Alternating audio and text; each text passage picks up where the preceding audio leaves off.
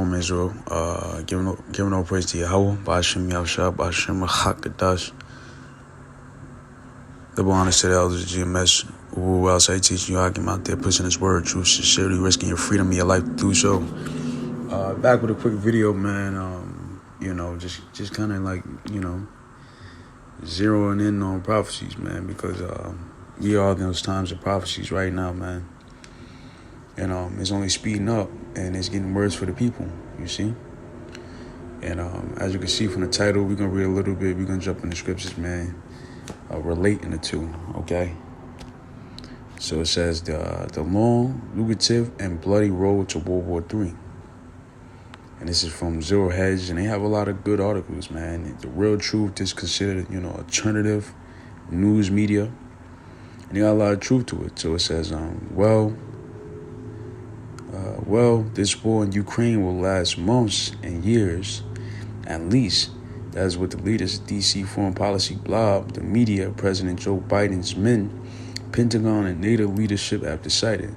Their plan is to pour oil on the flames and keep the fire raging. Also, Americans are going to have to cough up the dough for another massive aid package with $20 billion worth of weapons to keep the blood flowing. In total, this next package will cost the taxpayers $33 billion. With Biden's proposed $813 billion defense budget for 2023, the U.S. is spending more on military and war now than ever before in the country's history. Which we know that, man, since they've been in power, war's been a thing, Esau, the Esau, because Esau is going to rule with the sword. Esau is going to have dominion over the world through the weapon, okay? And that's the reason why, there's been wars after war after war after war ever since they took power. Even throughout history, it's just been war, you see? So it says,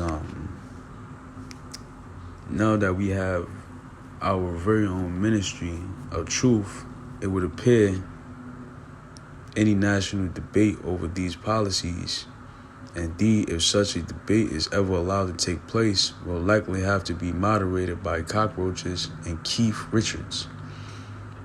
You see? So it's telling you, that this could end very badly. So it says NATO is set to expand again, bringing in Finland and Sweden. This will extend the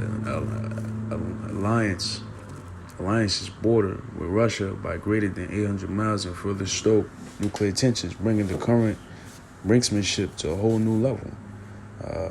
Moscow plans to respond, including by increasing air and naval forces in the Baltic Sea, reinforcing its Kaliningrad enclave, which lies between NATO members Poland and Lithuania, with additional nuclear weapons and hypersonic missiles. Until 2004, it was unthinkable that NATO would ever expand to Russia's border.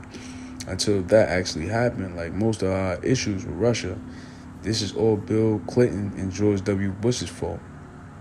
So back then, man, you couldn't think that, you would have never thought that they would have moved on Russia's border. But the funny thing is, the men of the Lord, the prophets of the Lord, has been saying that way before 2004, that there would be a war. America versus China and Russia. World War III, the great powers will fight, you see? So this is Joel 3, verse 1. For behold, in those days and that time will I bring again the captivity of Judah and Jerusalem. When he said bring again, it means take out or redeem. Because at the end of the day, the reason why everything is going on is because we've been put in captivity. And the Lord is setting the stages to deliver us, you see? Everything is happening because of that. Because of this reason. It said, I will gather all nations and bring them down in the valley of Jehoshaphat, with Yahweh Shaphat, the Most High judgment, and plead with them there for my people and for my heritage Israel, whom they have scattered amongst the nations and part of my land. And that's exactly what happened, That's exactly what happened. They took us in captivity, scattered us amongst the nations, do the transatlantic slave trade, and they took the land of the Lord and divided it. You know, they have, in verse 3, they have cast lot for my people and have given a boy for a harlot and sold a girl for wine that they might drink. See, and this is exactly what take place. But I'm going to skip to the point. WW3 verse 9. Proclaim ye this amongst the Gentiles. Prepare war. Wake up the mighty men. Let all the men of war draw near. Let them come up. Right, so they're preparing war right now, man, as you see. Beat your plowshares and a sword, meaning plowshares are agricultural instrument. So instead of putting money and funding to more food and food production, instead put that money towards instruments of war. You see? Your pruning hooks into spear, let the weak say, I am strong. Assemble yourself and come, all ye heathen, and gather yourself together round about, thither cause thy mighty ones to come down. Let the heathen be wakened and come up to the valley of Jehoshaphat, for there I will sit to judge all the heathens round about. And how he's going to judge them. Thermonuclear war, World War III, you see? Put ye in a sickle, for the harvest is ripe. Come, get you down, for the press is full, the flats overflow, for their wickedness is great. Multitudes in the valley of decision, for the day of the Lord is near in the valley of decision. You see? And that's what's about to take place, man. You know? So this is going to culminate into, you know, actual nuclear war.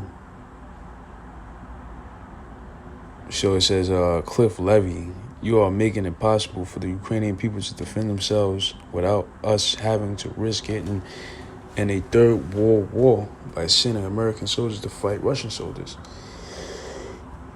But, you know, at the end of the day, man, this is going to come to, man, war. You know, World War III. You know, and these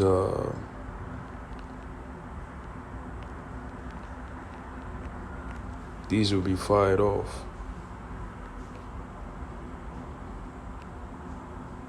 These things right here, man. These the things that's going to end all talk, man. So with that, we'll give a praise to Yahweh Bashim El Shabbat, Shon Chakadas, the bonds of the elder GMS Rural. So I take you, I come to the next video. Shalom.